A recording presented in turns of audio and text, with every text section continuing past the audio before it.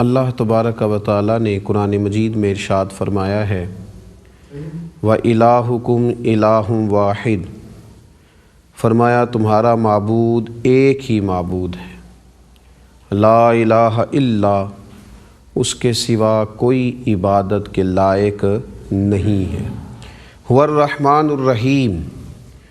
بڑا مہربان ہے اور نہایت رحم کرنے والا ہے۔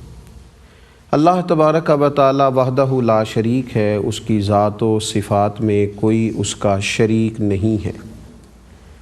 جب اللہ وحدہ لا شریک ہے تو پھر اللہ تبارک و تعالی کی رضا یہ ہے کہ اس کے بندے کوئی بھی نیک عمل کریں، کوئی بھی خیر کا کام کریں تو اس میں نیت خالصتاً اپنے رب کی رضا کی کریں، اس وحدہ لا شریک کے ساتھ کسی کو شریک نہ کریں، کسی جگہ بھی کوئی دکھلاوا نہ کریں، کوئی تصنع، کوئی بناوٹ، کوئی ریاکاری ان کی زندگی کا حصہ نہ ہو۔ آپ دیکھ لیجئے کہ اگر انسان کو بھی پتہ چل جائے کہ فلاں آدمی میرے ساتھ مخلص نہیں ہے، تعلق تو رکھتا ہے، دعوی محبت بھی کرتا ہے، میرے ساتھ اپنے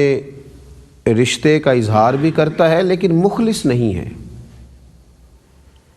تو وہ تمام تر محبتوں کے دعووں کے باوجود وہ تعلق ٹوٹ جاتا ہے۔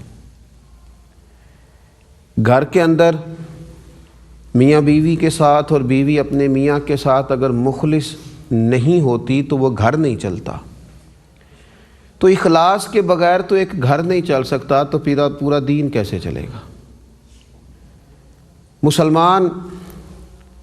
جس دور سے گزر رہے ہیں اس زمانے میں نیک اعمال کرنا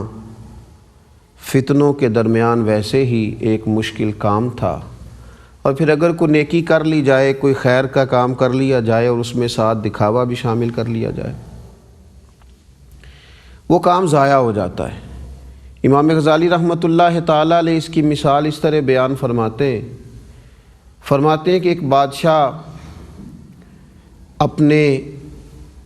ایک نگرانی کرنے والے سے، ایک حارس سے، ایک گن مین سے بڑا راضی تھا کہ یہ بڑا چاق و چوبند ہے، یہ بڑا چست ہے اور رات بھر میری حفاظت کے لیے کھڑا رہتا ہے میرے کمرے کے باہر، بڑی دل جمعی اور دل سوزی کے ساتھ یہ میری ذمہ داری کا خیال کرتا ہے اور مجھے دشمنوں سے، مخالفوں سے بچانے کی تدبیریں کرتا ہے۔ بادشاہ اس کے ساتھ بڑا ہی راضی تھا، مطمئن تھا اور اپنے دل میں اس کے لیے بڑی محبت پاتا تھا، لیکن اچانک بادشاہ کو یہ خبر ملی کہ یہ شخص تو بادشاہ کے لیے تو یہاں نہیں کھڑا، اس کی تو معاذ اللہ محل میں گھومنے والی ایک کنیز پر نظر ہے، یہ تو رات بھر جو یہاں کھڑا رہتا ہے اس کے لیے کھڑا رہتا ہے۔ تو امام غزالی رحمۃ اللہ علیہ فرماتے ہیں مجھے بتاؤ اب وہ بادشاہ اس کے ساتھ کیا سلوک کرے گا، کتنا بڑا اس نے دھوکہ دیا، اس کے دل کو توڑ ڈالا، اس نے اس کے اعتماد کو ٹھیس پہنچائی،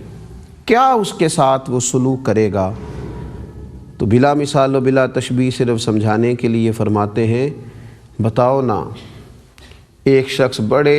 اخلاص کے ساتھ، بڑی توجہ کے ساتھ، لوگوں کے سامنے بڑے انہماک کے ساتھ وضو بھی کرے، نماز کے لیے بھی کھڑا ہو اور ارادہ اس کا دکھاوے کا ہو، بہت سا خرچ کر کے وہ حج بیت اللہ کی سعادت کو جائے، عمرہ کرنے کے لیے حرمین شریفین کا سفر بھی کرے، صدقات و خیرات بھی کرے، لوگوں کی دل جوئی بھی کرے، لوگوں کے ساتھ وہ حسن سلوک بھی کرے، لیکن اس کے اندر اس کی رضا، اس کی خواہش اللہ کی رضا کی نہ ہو، کیا اس نے پایا؟ نبی اکرم صلی اللہ تعالی علیہ وآلہ وسلم نے فرمایا کچھ لوگ صبح قیامت اپنی نیکیوں کے ساتھ اپنے رب کریم کی بارگاہ میں حاضر ہوں گے، ان کے پاس ایک ذخیرہ موجود ہے نیکیوں کا، وہ اللہ کی بارگاہ میں وہ نیکیاں لے کے جب پہنچیں گے تو رب کریم فرمائے گا انہیں لے جاؤ اور ان لوگوں سے جا کے ان نیکیوں کا اجر طلب کرو جن کو دکھانے کے لیے تم نے یہ نیکیاں کی تھی، اگر تم خالص میرے لیے یہ نیکیاں کرتے تو میں ضرور اپنی رحمت سے تمہیں اس کا اجر عطا کرتا، لیکن تم نے چونکہ میرے لیے کی نہیں تمہاری نیتوں میں کھوٹ تھا، ارادوں میں نقص تھا، تمہاری نیتوں میں کوئی اور بھی موجود تھا، لہذا جاؤ اور وہیں سے جا کے حصول ثواب کرو جہاں سے تم نے،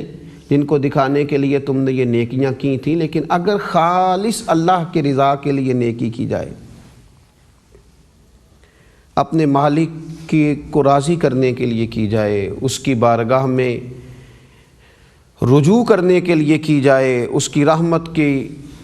امید رکھتے ہوئے خیر کی جائے، تو پھر عمل اگرچہ تھوڑا بھی ہو، پھر اس کے اندر اگرچہ مقدار کے لحاظ سے وہ کم بھی ہو،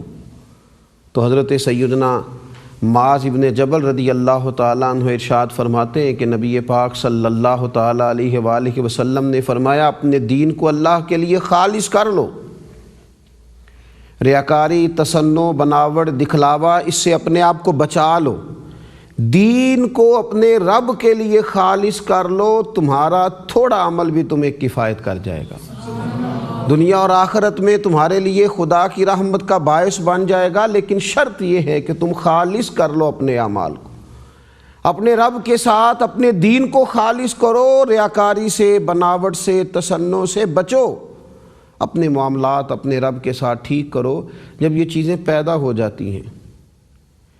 جب ان چیزوں کا حصول ممکن ہوتا ہے، تو ایک فائدہ یہ بھی ہوتا ہے کہ اللہ تعالیٰ پھر دل کو قرار بھی عطا کرتا ہے، پھر انسان کے لیے نیکی کرنا آسان بھی ہو جاتا ہے، پھر وہ بڑی ساری آزمائش سے، بڑی ساری ٹینشن سے، بڑی ساری پریشانی سے ویسے بھی بچتا ہے، اس کے لیے اللہ تبارک و تعالیٰ آسان کر دیتا ہے خیر کرنا۔ تو نیک اعمال فقط اللہ کی رضا کے لیے۔ اب اگر کسی ذہن میں یہ خیال پیدا ہو کہ چلے اللہ کی رضا بھی میرے پیش نظر ہے، اور اگر تھوڑی سی میری دنیا میں بھی شہرت ہو جائے، بھائی ایک تو یہ ہے کہ خود بخود ہو جائے، آپ چاہ نہیں رہے تھے، آپ کا ارادہ نہیں تھا، آپ کے اندر یہ خواہش نہیں تھی کہ لوگوں کو پتہ چلے، اللہ تبارک و تعالیٰ نے فضل کیا۔ آپ دیکھیے نا، بڑے بڑے نیک لوگ جو ہیں وہ بڑی بڑی شہرت بھی رکھتے ہیں، بڑے بڑے صالحین ہیں اور ان کا بڑا مقام بھی ہے۔ صحابہ کو دیکھیے، اہل بیت کو دیکھیے، سب سے بڑھ کر انبیاء کرام علیہم السلام کو دیکھیے، اللہ نے ان کو بہت ساری شہرتوں سے، بہت ساری برکتوں سے بھی نوازا۔ لیکن خود بخود اگر ہو جائے تو پھر معاملہ الگ ہے۔ حضرت ابو ہریرہ رضی اللہ تعالیٰ عنہ نے عرض کیا تھا کہ یا رسول اللہ صلی اللہ تعالیٰ علیہ وسلم، میں نیکی کا کام کرتا ہوں تو لوگ میری تعریف کرتے ہیں، آپ اس پر کیا فرماتے ہیں؟ تو نبی پاک علیہ السلام نے فرمایا، یہ تو تمہارے لیے دنیا میں ہی بشارت ہے، یہ تو خوشخبری ہے تمہارے لیے۔ اگر تم نیک کام کرتے ہو اور لوگ اس پر تمہارے لیے خیر کی گواہی دیتے ہیں تو یہ اچھی بات ہے، لیکن اگر اللہ تعالیٰ کے فضل سے ایسا خود بخود ہو جائے، چاہت نہ پیدا کی جائے۔